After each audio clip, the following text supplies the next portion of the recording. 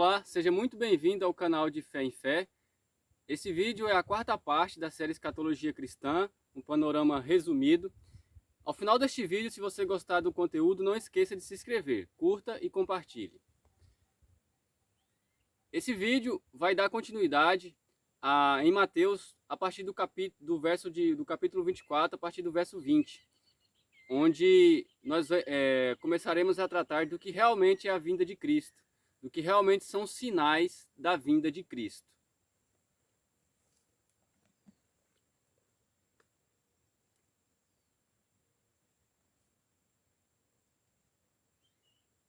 O relato ao qual nós vamos abordar de Mateus, ele vai ser iniciado a partir do verso 21 e nós vamos fazer menção do texto até o verso de número 43. Então, do verso 21 até o verso 43, o Senhor Jesus ali vai estar tratando do que de fato é o seu retorno, a sua volta à manifestação do reino de Deus. Antes de entrarmos no texto, nós vamos, a caráter introdutório, desmistificar algumas lendas, né? Falar sobre alguns mitos que não têm comprovação bíblica a respeito da escatologia cristã.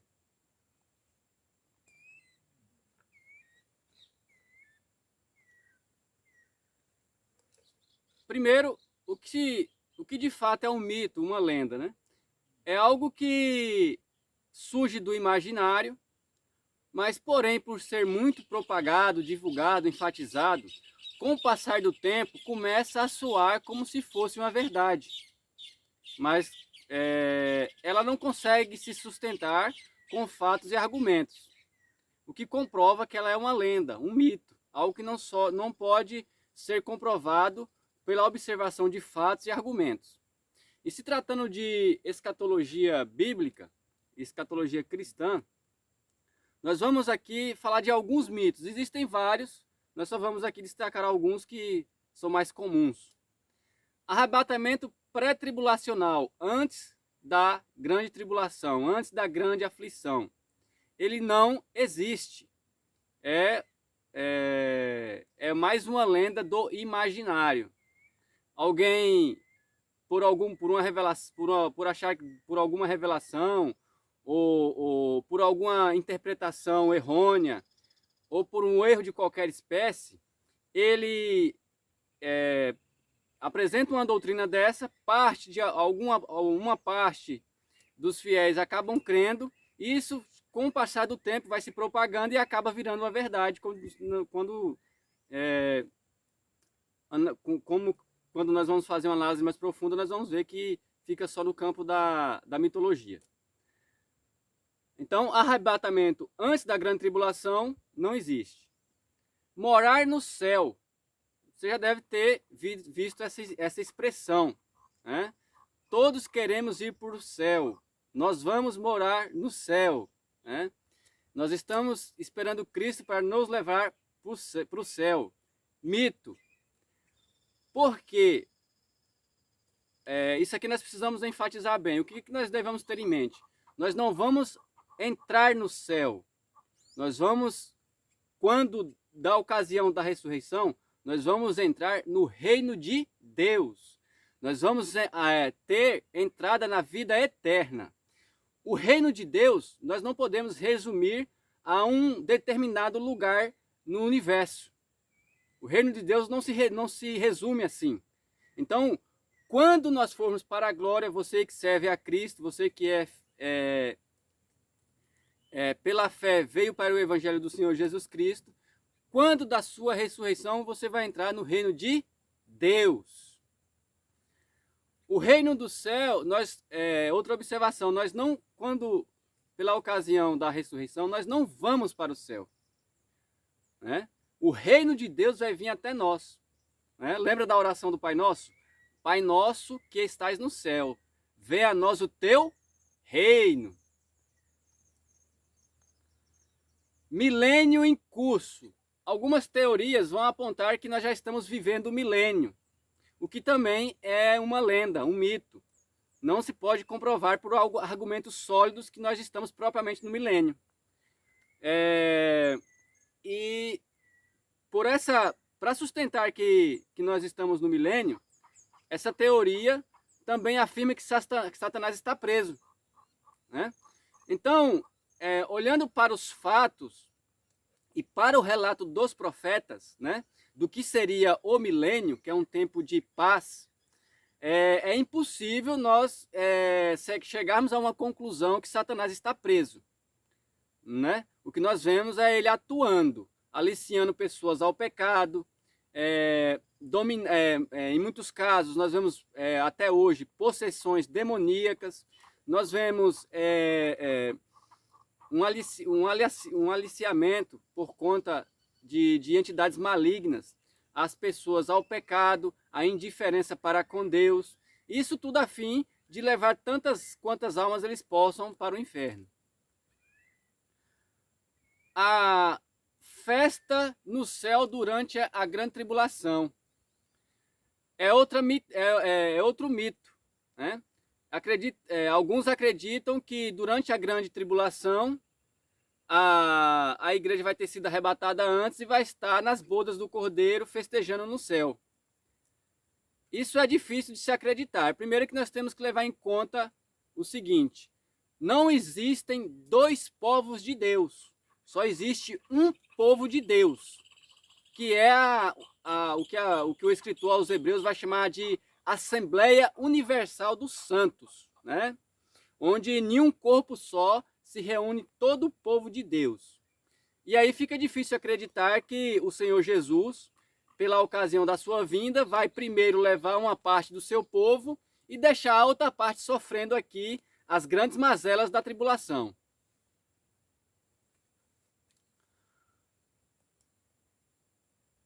A velocidade, né, ou surpresa do arrebatamento, né? Nós temos que identificar o seguinte: a vinda do Senhor Jesus Cristo não vai ser uma surpresa para os santos, porque eles vão estar aguardando ele.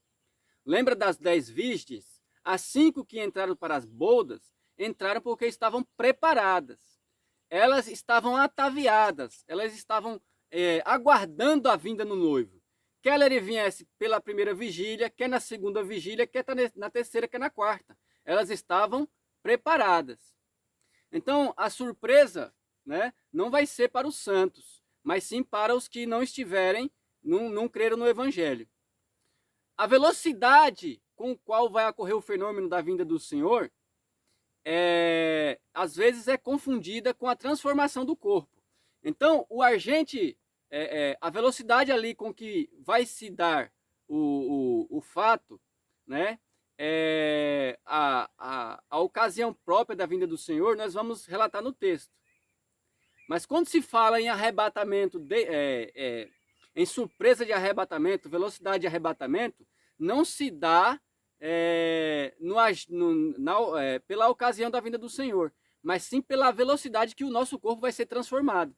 Quando Paulo fala que vai ser num abrir e fechar de olhos, não se trata da vinda do Senhor, mas sim da transformação do corpo daqueles que forem ressuscitados por Deus, pela ocasião da vinda do Senhor. Você pode verificar esse argumento lá em 2 Tessalonicenses, lá no capítulo de número 2. O Senhor não deu data, mas deu uma estação, né? Voltando ao fato da surpresa. Por que não vai ser uma surpresa para os santos, para aqueles que creram no Evangelho? Porque o Senhor Jesus ele não deu uma data. Ele falou, ó, vai ser dia 5 de tal mês, de tal ano. Ele não fez isso. Ele não deu uma data. Mas ele deu uma estação, né? Ele estabeleceu um período que, quando os sinais começassem a acontecer, naquele período seria o período da volta dele. Ou seja, essa estação, esse período, é uma geração.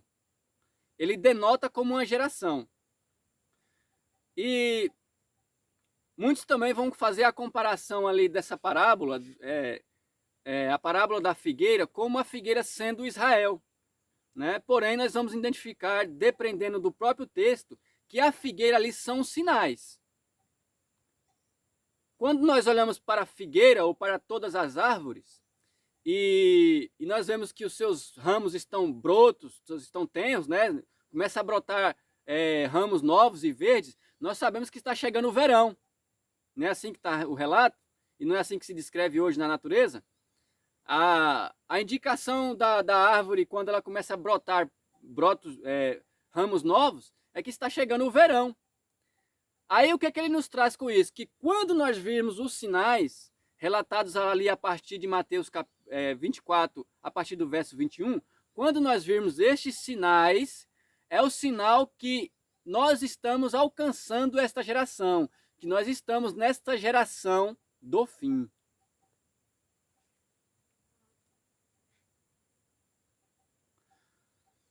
Então nós relacionamos aqui alguns mitos, né? Agora nós vamos entrar no texto.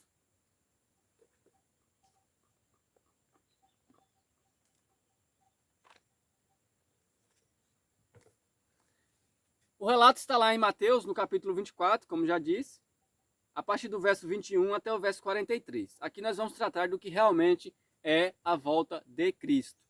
E aí, mediante o relato, mediante a leitura, nós vamos fazer aqui, destacar aqui, pelo menos 3 sinais, né? 3 sinais muito claros de quando esses sinais estiverem acontecendo, aí sim, o reino de Deus estará próximo. Verso 21.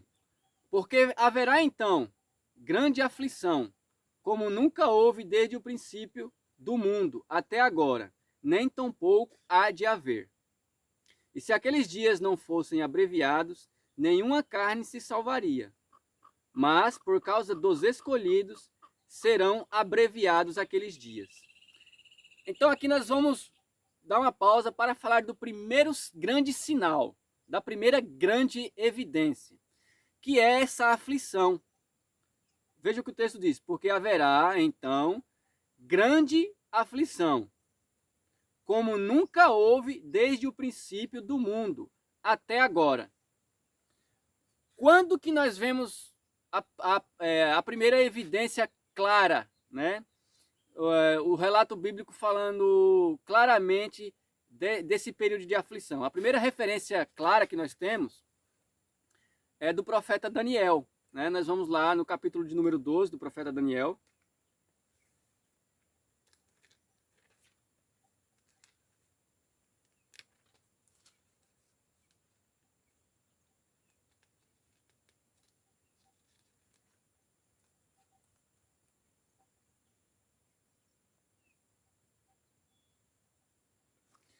Daniel, capítulo 12, o verso de número 1, no primeiro verso.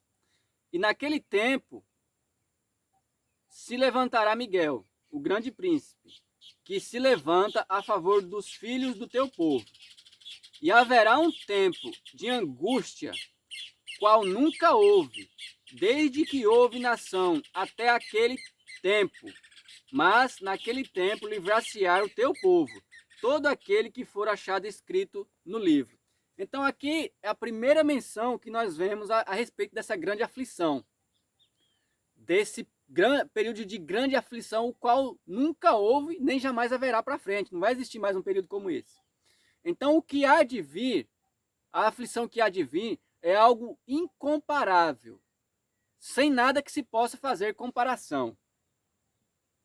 E nós vemos aqui que o primeiro relato, nós podemos dizer aqui que foram aproximadamente, a primeira citação clara que nós temos desse fenômeno, é aproximadamente aí 500 anos antes de Cristo, nos tempos do profeta Daniel. Então esse é um dos primeiros dos 3 sinais, esse é um dos grandes sinais. E depois nós entraremos com mais detalhes nele.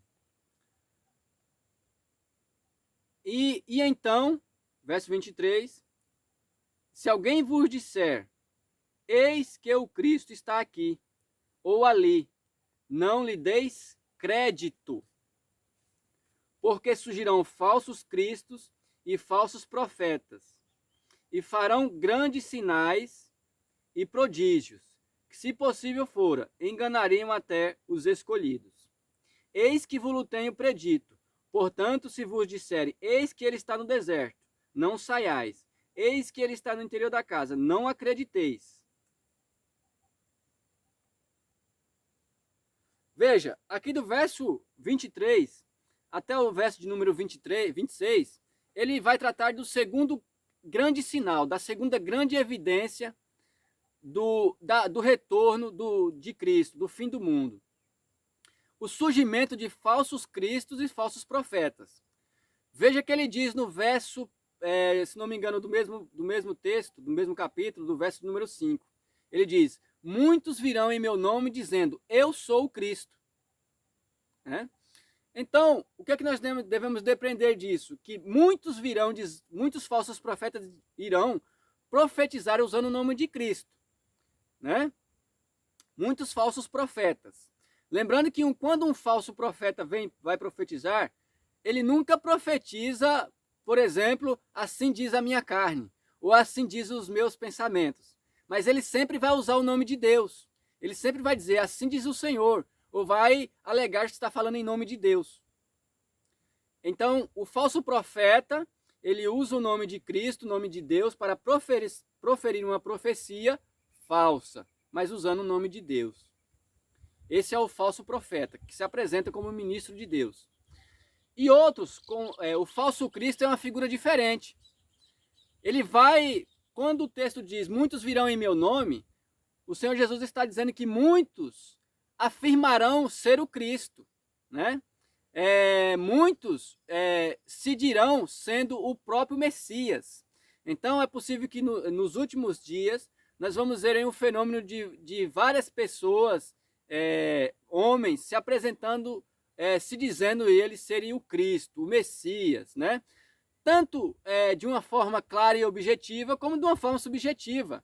Nós vamos, no cenário político, aí, ver pessoas querendo se apresentando, ou a mídia apresentando ela como um salvador, como alguém que pode resolver determinada situação, como uma pessoa que pode melhorar as condições sociais da sociedade, como alguém pode influenciar aí para o bem do mundo, Então, de uma maneira objetiva ou subjetiva, vai surgir, no final dos tempos, falsos cristos, falsos salvadores. Esse é o segundo grande sinal. Verso 28. Por que nós não devemos crer, nesses relatos aqui do 22 até o 20, não no relato, mas sim na descrição que ele dá dos falsos profetas, no que os falsos profetas apresentam, do verso 22 até o verso 26. Porque a vinda do Senhor vai ser visível para todas as nações, todos os étnicos, todos os povos, todos os que estiverem vivos vão poder contemplar a vinda do Senhor nos ares, como diz o apóstolo João, Eis que vem com as nuvens e todo olho verá. Porque, o verso 28, porque o 27, perdão, porque assim como o relâmpago sai do Oriente e se mostra até o Ocidente, assim será também a vinda do Filho do Homem. Ele compara o seu aparecimento, a sua manifestação, como a manifestação de um relâmpago, onde se manifesta do céu e por vários lugares, em lugares muito distantes, é possível você acompanhar a atuação de um relâmpago. E assim vai ser a manifestação do Senhor. Quando ele aparecer nos ares, com todos os seus anjos, os seus santos anjos, todo olho verá. Então não existe essa de um arrebatamento secreto, em que Cristo vai vir 2 vezes, em que na primeira vez ninguém vai ver o seu aparecimento, mas é uma vinda só, com todos os olhos contemplando essa maravilhosa visão.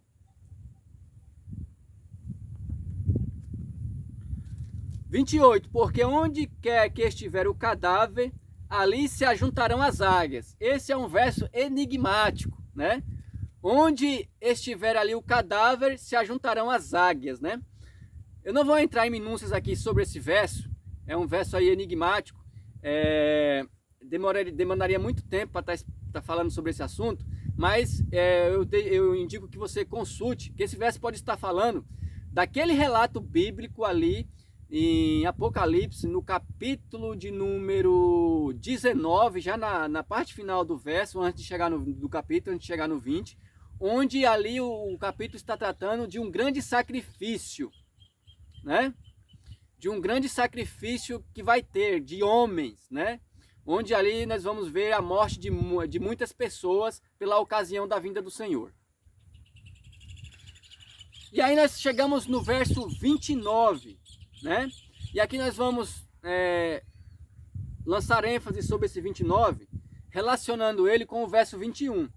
Então essa aflição que é mencionada aqui no verso 21, a primeira vez, nós vamos ver, ó. Porque haverá então uma grande aflição, como nunca houve desde o princípio do mundo até agora. Que aflição é essa? A mesma aflição do verso 29, que diz: e logo depois da aflição daqueles dias, o sol escurecerá, e a lua não dará sua luz, e as estrelas cairão do céu, e as potências do céu serão abaladas. Então aparecerá no céu o sinal do Filho do Homem, e todas as nações, todas as tribos, todos os povos da terra se lamentarão, e verão o Filho do Homem vindo sobre as nuvens do céu, com poder e grande glória. Então nós vemos aí que a manifestação do Senhor, para todos que estiverem vivos na ocasião, vai ser visível. E aí nós vamos identificar o quê? Que o último sinal que antecede imediatamente a vinda do Senhor é a grande tribulação, a grande aflição, como foi descrita aqui no relato bíblico, né? E aqui nós vamos enfatizar um fenômeno único, né? Com relação à vinda do Senhor. Nós temos que identificar o seguinte: a manifestação de Cristo, a vinda de Cristo, a manifestação do reino de Deus e a ressurreição dos justos, juntamente com o arrebatamento dos justos, ele se dá simultaneamente. É um fenômeno simultâneo, né? Nós vamos ver isso mais no próximo verso. Então, o arrebatamento da igreja, a ressurreição, que é o mesmo fenômeno, vai se dar pela ocasião da vinda do Senhor nos ares, que está descrito no verso de número 31. E ele enviará os seus anjos com rijo clangor de trombeta, os quais ajuntarão seus escolhidos desde os quatro ventos, de uma a outra extremidade dos céus. Então aqui, nesse verso 31, é o relato da ressurreição, do arrebatamento, do ajuntamento dos santos de Cristo com ele, para sempre.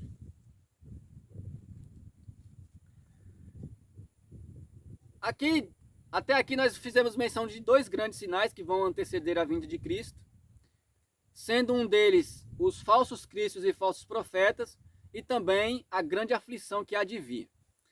Nós faremos menção agora de um sinal que vai anteceder a grande tribulação, né? Que vai ser um período que o Senhor Jesus Cristo compara com os dias de Ló e com os dias de Noé. Vamos ao relato bíblico? A partir do verso de número 32, que diz assim: aprendei, pois, a parábola da figueira. Quando já, pois, os seus ramos se tornam tenros e brotam folhas, sabeis que está próximo o verão. Igualmente, quando virde todas essas coisas, sabei que ele está próximo às portas. Aí nós vamos entender o seguinte, que essa parábola da figueira, ela tem relação o quê? Com os sinais. Assim como se comporta a figueira quando chega o verão, assim vai ser a vinda de Cristo quando se apresentarem esses sinais. verso de número 34. Em verdade vos digo, que não passará esta geração sem que todas essas coisas aconteçam. Então, essa estação que a figueira, o verão que a figueira anuncia, é a estação, né, a qual Cristo virá, que são anunciadas pelos sinais. Então, os sinais que existem nesse relato aqui, do verso 21 até o verso de número 43, né, eles evidenciam a estação, a geração que vai contemplar a vinda de Cristo. Aí ele reafirma: o céu e a terra passarão, mas as minhas palavras não hão de passar. Em algumas outras traduções você vai ouvir a expressão jamais passarão, né? Se você for consultar o texto grego, você vai ver ali duas palavras, o, me, que seria um não atrás do outro, que para o texto grego caracteriza uma negação enfática, ou seja, com certeza não, de modo algum, de forma alguma, jamais, né? Então o Senhor Jesus aqui está enfatizando que quando esses sinais surgirem, inevitavelmente esta geração vai contemplar a sua vinda. Mas naquele dia e hora ninguém sabe, nem os anjos do céu, mas unicamente meu Pai. Novamente aqui eu reforço, ele não deu data, dia tal, de mês tal, ano tal. Ele deu uma estação, um período de tempo em que se enquadraria a sua vinda, que ele compara com uma geração, né? Nós vamos levar em conta aí que uma geração não vai passar de 100 anos, né? Alguns vão tratar uma geração como 40 anos, né? De acordo com algumas passagens bíblicas, né? Então nós vamos ver aqui que a estação se trata de uma geração. Então quando esses sinais começarem a acontecer, aí de fato o fim do mundo está próximo. 36. Mas naquele dia e hora ninguém sabe, nem os anjos do céu, mas unicamente meu Pai. 37. E como foi nos dias de Noé, assim será também a vinda do Filho do Homem. Aqui nós temos o que? Uma alegoria. Lembra da interpretação alegórica? Se você tiver oportunidade, consulte o nosso vídeo sobre interpretação bíblica. Nós vamos estar fazendo uma série sobre como interpretar as Escrituras. E lá nós abordamos a passagem alegórica. Então aqui nós vemos uma alegoria, onde o Senhor Jesus compara aquela passagem de Noé, dos dias de Noé, com os dias que antecederão a sua vinda, né? Que seria basicamente o seguinte: porquanto, assim como foi nos dias anteriores ao dilúvio, comiam, bebiam, casavam-se e davam-se em casamento, até o dia que Noé entrou na arca, e não perceberam, até que veio o dilúvio e levou a todos. Assim será a vinda do Filho do Homem. Então, o que é que nós vamos destacar aqui?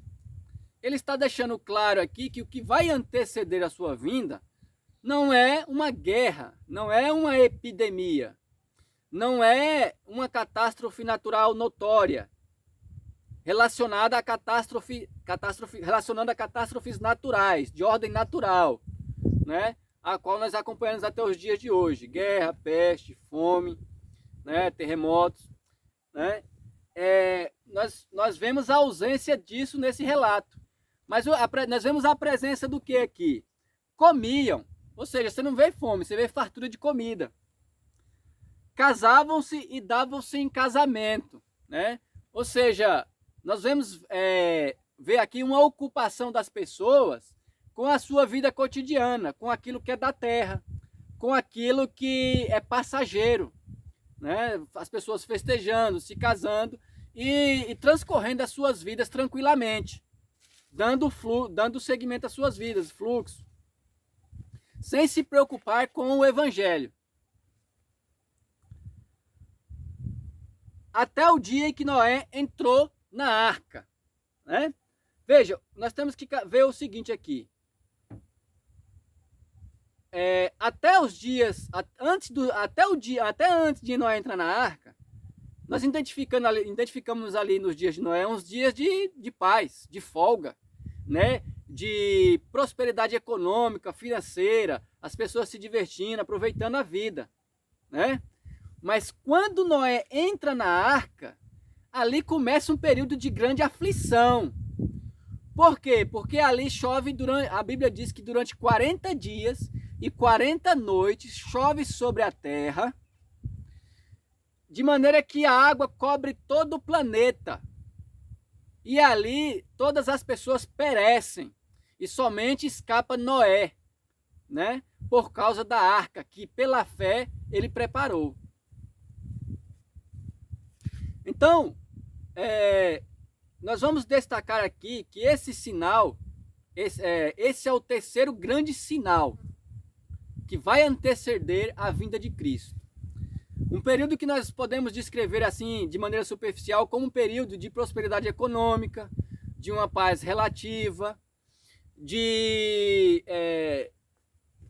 quem tiver servindo ao Senhor Jesus vai identificar uma indiferença para com o Evangelho.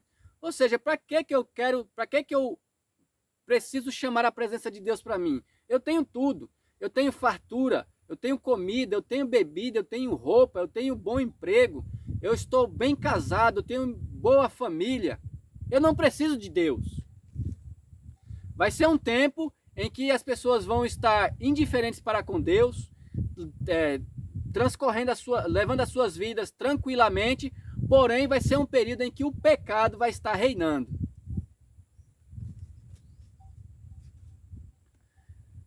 Novamente aqui, nós vamos destacar a importância desse sinal,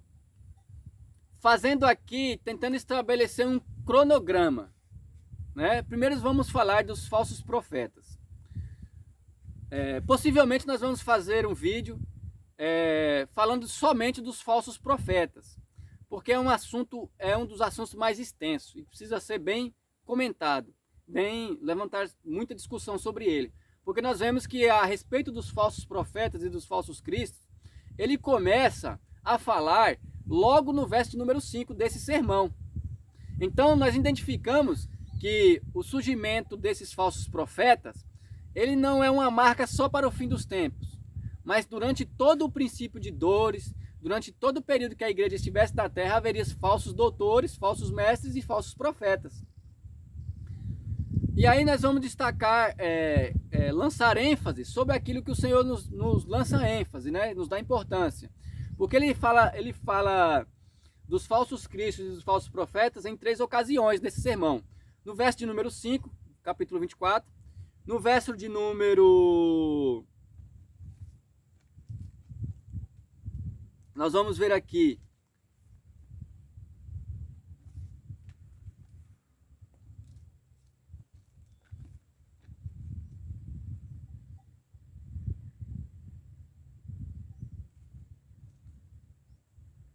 o verso de número 11. E por último aqui,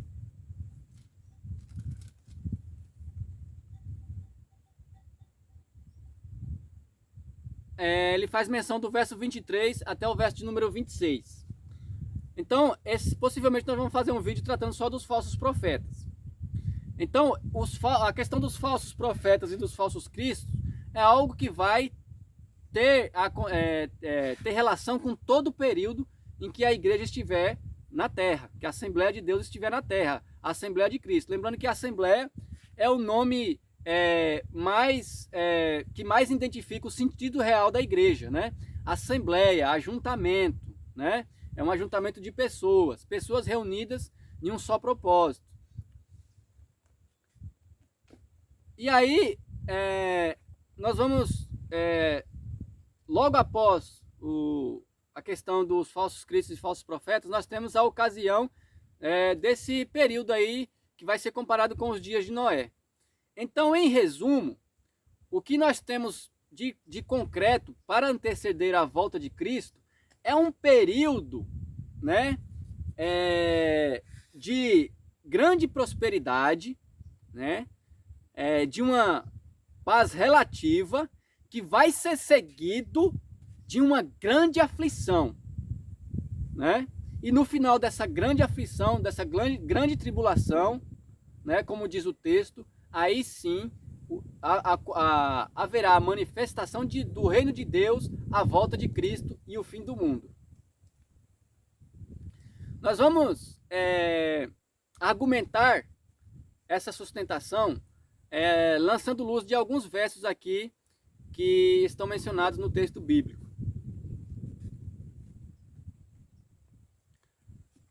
Vamos recorrer lá a Marcos, que ele trata do mesmo assunto.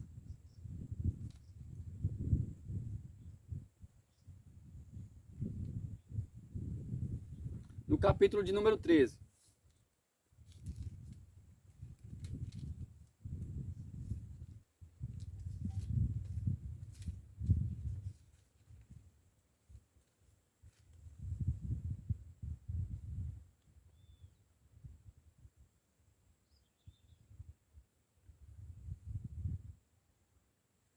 No capítulo de número 13, nós vamos ler o verso 30 e o verso 31 de Marcos, que ele sustenta o seguinte: na verdade vos digo que não passará esta geração sem que todas essas coisas aconteçam.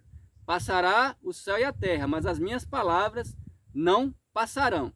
Agora veja, esse é o mesmo relato de Mateus, mas veja a particularidade do verso 29. Assim também vós, quando vireis sucederem estas coisas, sabeis que está perto as portas, né? Agora vamos tratar lá em Lucas um verso idêntico a esse relato aqui de Marcos, idêntico ao verso 29.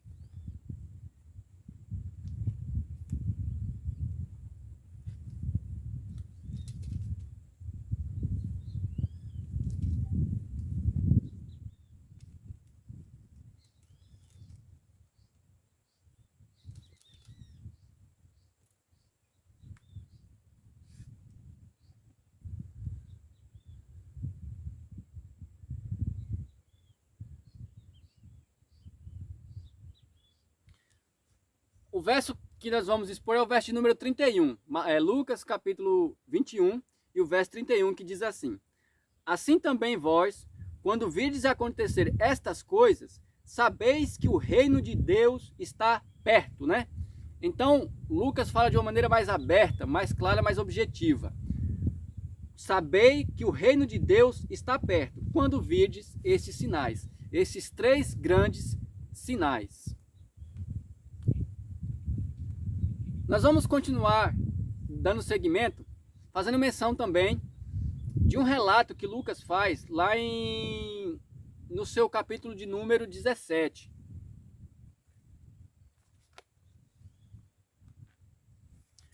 No qual Lucas ele compara a vinda do reino de Deus também com os dias de Ló, né? O que acontecia nos dias de Ló? Nós vamos ver aqui o relato bíblico.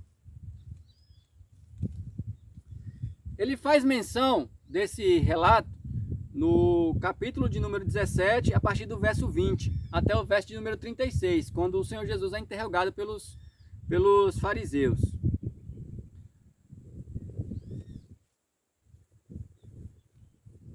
Ele fala dos dias de Noé e dos dias de Ló, a partir do verso 26, que diz assim: e como aconteceu nos dias de Noé, assim também assim será também nos dias do Filho do Homem.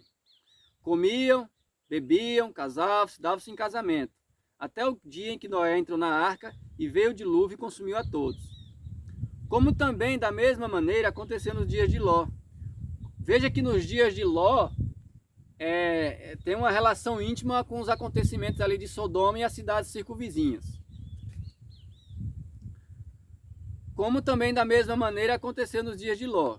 Comiam, fartura, bebiam, folga, compravam, prosperidade econômica, vendiam, né, comércio livre, boa economia, plantavam e edificavam, né, Então, nós vemos aqui que ali naqueles dias de Ló, antes de Ló sair de Sodoma, e Deus destruir Sodoma, havia ali aos olhos humanos, aos olhos carnais, ali havia uma vida maravilhosa, né? Que antecedeu os dias da destruição de Sodoma. Só que, por eles terem olhos carnais e não espirituais, eles não conseguiam identificar ali que o pecado estava reinando entre eles. E por causa do seu pecado, aquela região seria destruída.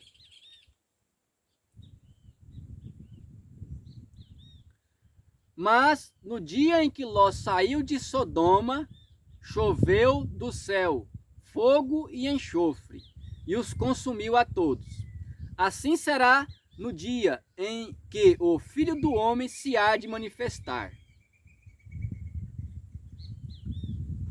Né? E aqui nós contextualizamos esse que faz parte de um dos 3 sinais que evidenciam a volta do Senhor Jesus Cristo. Então nós teremos aí durante todo o período da igreja, né, de Cristo na terra, a ação de falsos doutores e falsos profetas. Porém, para o fim, nós vamos destacar uma atuação de fenômenos que estão relacionados com os falsos profetas, que vão, digamos assim, diferenciar um pouco do comum, do que nós vemos, por exemplo, nos dias atuais. Os fenômenos que são claros, que a Bíblia destaca, que vão ser as maravilhas que vão ser feitas por esses profetas, quando a volta do Senhor estiver próxima, vão ser coisas provavelmente sobrenaturais. Vão ser prodígios que vão, aos olhos das pessoas, vão parecer maravilhas. Vai ser coisa espantosa que eles vão fazer. Isso vai diferencia os falsos profetas dos nossos dias ou dos dias anteriores com os falsos profetas que de fato vão anteceder a volta de Cristo. Nós vamos ver isso novamente no relato de Mateus 24.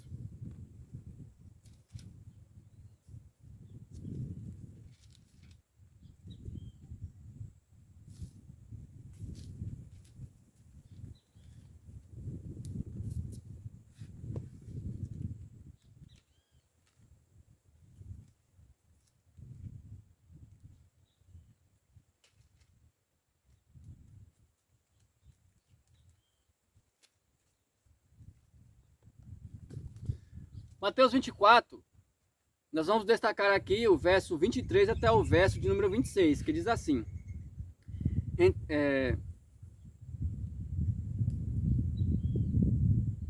Então, se alguém vos disser, eis que o Cristo está aqui, ou ele, ou ali, não lhe deis crédito, porque surgirão falsos cristos e falsos profetas, e farão tão grandes sinais e prodígios, que, se possível fora, enganariam até os escolhidos. Então, o Senhor Jesus fala que os falsos profetas da última hora, eles vão fazer sinais e maravilhas que vão deixar as pessoas espantadas, né?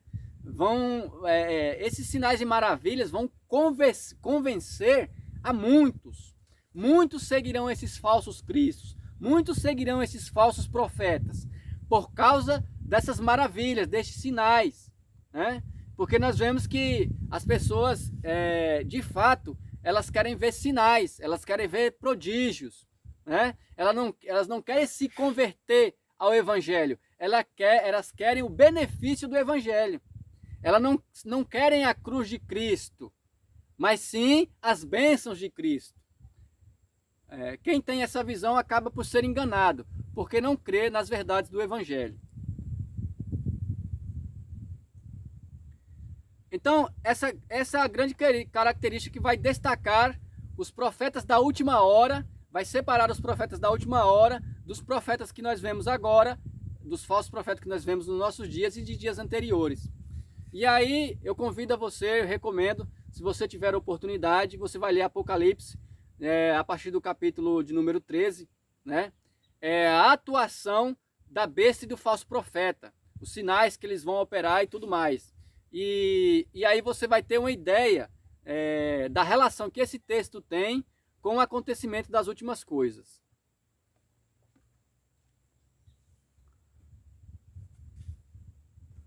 A respeito da relativa paz e da grande aflição, nós podemos fazer menção aí, como alegoria, dos dias de José no Egito, né? As vacas gordas e as vacas magras, né?